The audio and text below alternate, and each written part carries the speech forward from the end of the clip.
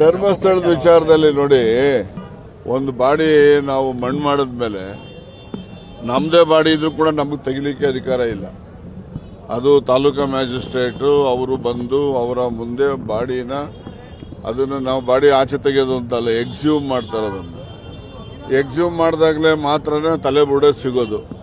ಇವನು ತಲೆಬುಡೆ ತರಬೇಕಾದ್ರೆ ಎಲ್ಲಿ ಎಕ್ಸ್ಯೂಮ್ ಮಾಡಿಸಿದ್ದಾನೆ?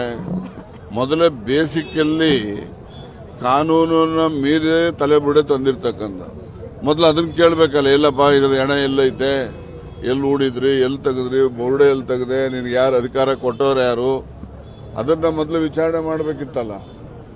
ಅದನ್ನೇ ವಿಚಾರಣೆ ಮಾಡದೆ ತಲೆಬುಡೆ ಇಕ್ಕೊಂಡು ದೇಶದಲ್ಲೆಲ್ಲ ಧರ್ಮಸ್ಥಳಕ್ಕೆ ಅಪಕೀರ್ತಿ ತರುವಂತ ಪ್ರಯತ್ನ, ಮತ್ತೆ ಇತರ ಏಜೆನ್ಸಿಗಳು ವಿನಾಕಾರಣ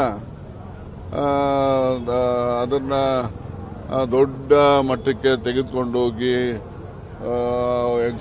ಎಲ್ಲ ಗುಂಡಿಗಳು ತೆಗೆಯೋದು, ಎಲ್ಲ ಮನೆ ಮುಂದೆನೆ ಗುಂಡಿಗಳು ತೆಗೆದು ಪಾಪ ಮನೆಗಳಿಗೆಲ್ಲ ತೊಂದರೆ ಕೊಟ್ಟವ್ರಿಗೆ ಅಲ್ಲಿ. ಸೊ ಈ ಥರ ಎಲ್ಲ ಆಗಿದೆ. ಇದೆಲ್ಲ ಆಗ್ತಾ ಇರಲಿಲ್ಲ.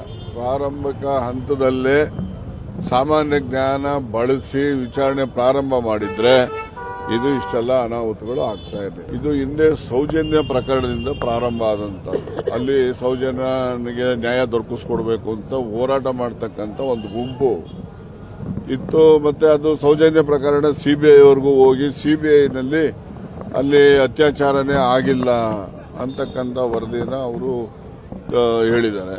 ಹಾಗಾಗಿ ಅದು ಅಲ್ಲಿನ ಅಸಮಾಧಾನ ಸೌಜನ್ಯ ಪ್ರಕರಣದಿಂದ ಪ್ರಾರಂಭ ಆಗಿದೆ. ಅದಕ್ಕೆ ಯಾರು ಬೆಂಬಲ ಕೊಡ್ತಾರೆ, ಯಾರು ಬೆಂಬಲ ಕೊಡೋದಿಲ್ಲ ಅಂತಕ್ಕಂಥದ್ದನ್ನು ನಾವು ಇಲ್ಲಿಂದ ಹೇಳಲಿಕ್ಕೆ ಆಗೋದಿಲ್ಲ. ಯಾಕೆಂದರೆ ಸೌಜನ್ಯ ಪ್ರಕರಣನೂ ಕೂಡ ಅಲ್ಲಿ ಸೌತ್ ಕನ್ನಡ ಜಿಲ್ಲೆನಲ್ಲಿ ವಿಶೇಷವಾಗಿ ಬೆಳ್ತಂಗಡಿ, ಉಜಿರೆ ಆ ಭಾಗದಲ್ಲೆಲ್ಲ ಹೆಚ್ಚು ಪ್ರಾಮುಖ್ಯತೆಯನ್ನು ಪಡೆದಿದ್ದಂಥದ್ದು. ಅದು ಸುಮಾರು 10 ವರ್ಷದ ಹಿಂದಿನ ಪ್ರಕರಣ. ಅದು ಈಗ ಇದು ಯಾವುದೋ ತಲೆಬುರುಡೆ ಹಿಡ್ಕೊಂಡು ಇವನು ಯಾರೋ ಹೇಳ್ದ ಅಂತೇಳಿ ಮೊದಲು ನಾನು ಕಂಪ್ಲೇಂಟ್ ಕೊಡೋಕೆ ಹೋದವನು ನನ್ನ ಪೂರ್ವಾಪರ ನೋಡ್ಬೇಕಲ್ವಾ. ಅವನು ಯಾರು, ಏನು, ಎತ್ತ, ಇವನು ಹೇಳೋದು ನಾವು ನಂಬಬೇಕಾ ನಂಬಾರ್ದು, ಇವೆಲ್ಲ ಮಾಡಬೇಕಲ್ಲ. ಅದನ್ನೆಲ್ಲ ಪೂರ್ವಾಪರ ಅವೆಲ್ಲ ನೋಡ್ದೇನೆ ಅವನ ಹತ್ರ 164 ಸ್ಟೇಟ್ಮೆಂಟ್ ಮಾಡಿಸಿ SIT ಮಾಡ್ಕೊಂಡು ಇಲ್ಲಿನ ತನಕ ಮಾಡಿರ್ತಕ್ಕಂಥದ್ದು. ಇದು ಪ್ರಾರಂಭಿಕವಾಗಿಯೇ ಎಲ್ಲರೂ ಕೂಡ ಎಡವಿದ್ದಾರೆ ಅಂತಕ್ಕಂಥದ್ದು.